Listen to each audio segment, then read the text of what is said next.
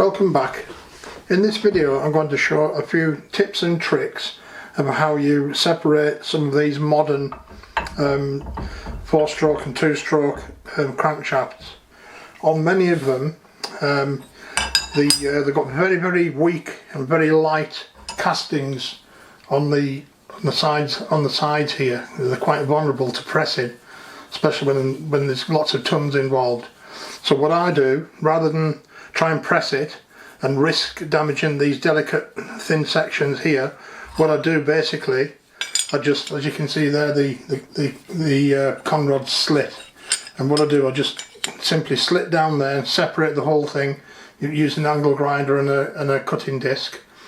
And then the other two halves there to press out. I've already done this side, so I'll show you how I do it. You can see the big surface area where the big end thrusts against.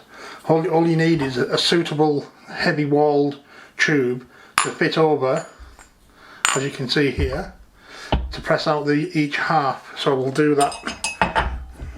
We'll do that now.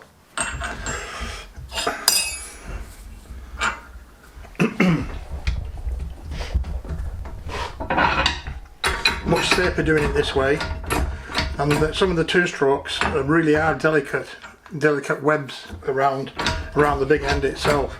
This way you're pushing against that solid piece, the thrust area. It's much safer.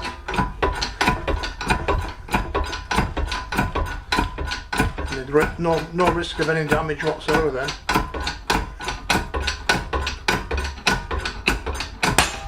Much easier to handle.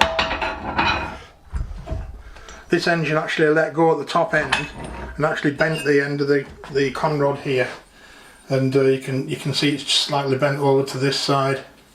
So that's how I do my more modern crankshafts, especially on some of the 2-strokes. This area is really thin, and you can't risk, you know, putting the fork between and pressing it conventionally, because this thin wall section here just lets go, it'll crack.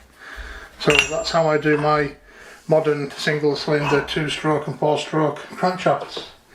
Hope that's helped. Quick tips and tricks, and have a go yourself, and you'll see that it works just right.